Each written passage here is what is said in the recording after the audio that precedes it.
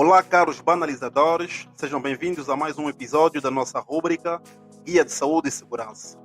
Para não perder novidades, subscreva e convide os teus amigos a seguirem o único blog angolano que banaliza conceitos complexos. Hoje vamos falar de uma doença muito violenta, que pode ser evitada se tu, eu, nós termos as boas informações.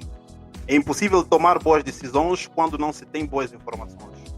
A ignorância chega a ser a maior doença do nosso país, Angola, e mesmo do nosso continente.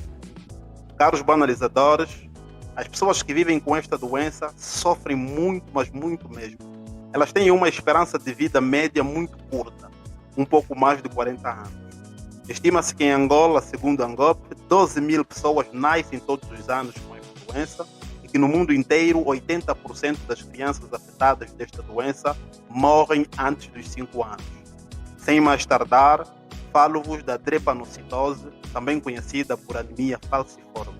É uma doença genética hereditária que afeta os glóbulos vermelhos. Ela é caracterizada por uma normalidade da hemoglobina, que é a principal proteína dos glóbulos vermelhos. Na realidade, a hemoglobina apresenta um ou dois genes mutantes identificados como genes S, e é o principal responsável desta doença. Os sintomas desta doença.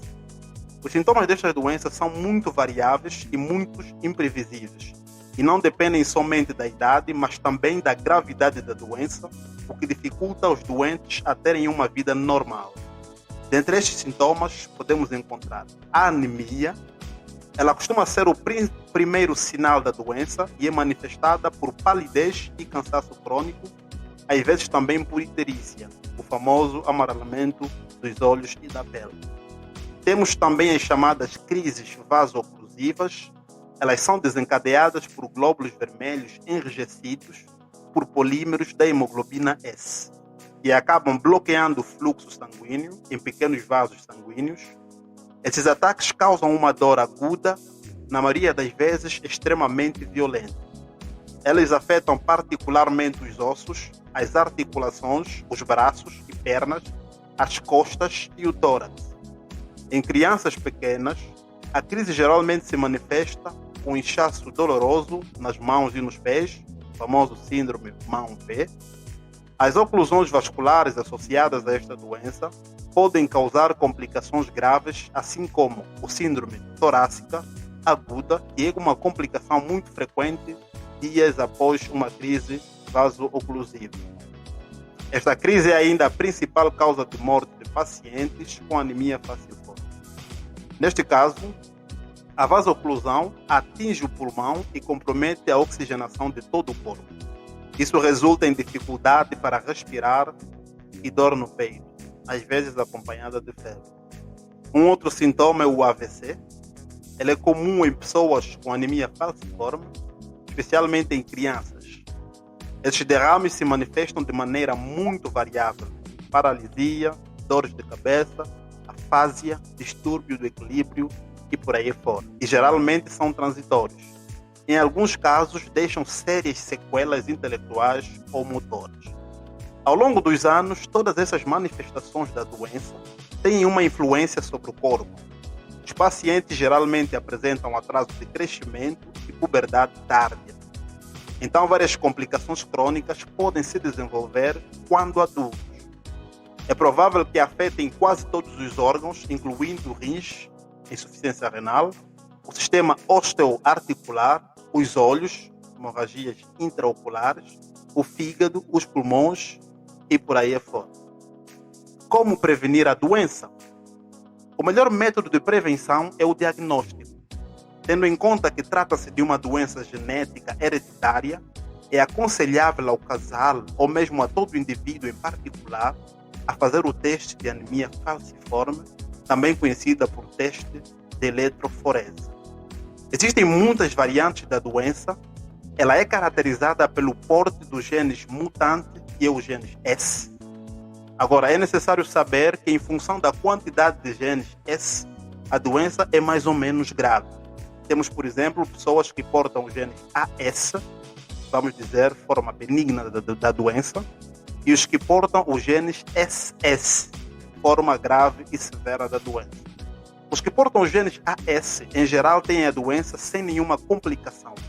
Na maioria dos casos, nem sabem que portam estes genes.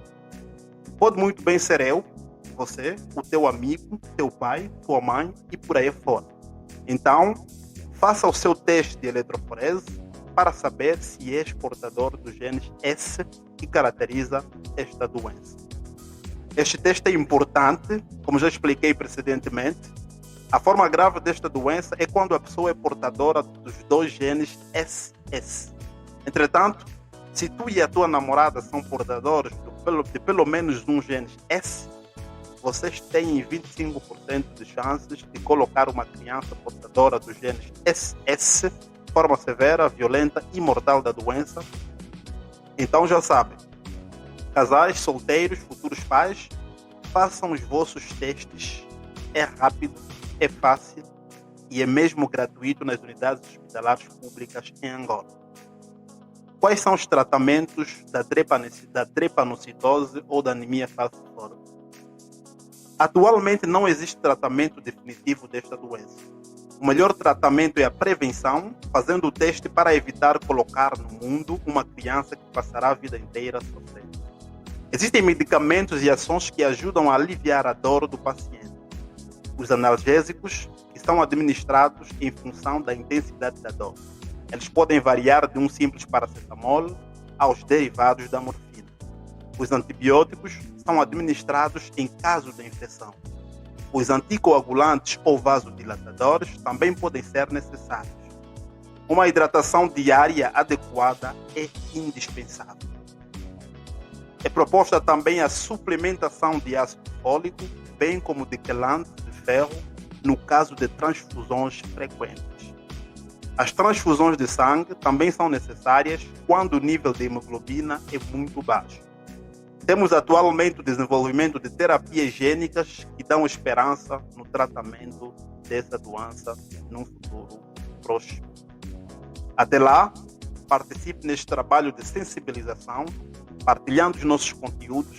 Convide os teus amigos a seguir as nossas páginas de Facebook, YouTube, Instagram e não hesite a deixar sugestões. Nossa missão é fazer mais e cada vez melhor. Vá analisando.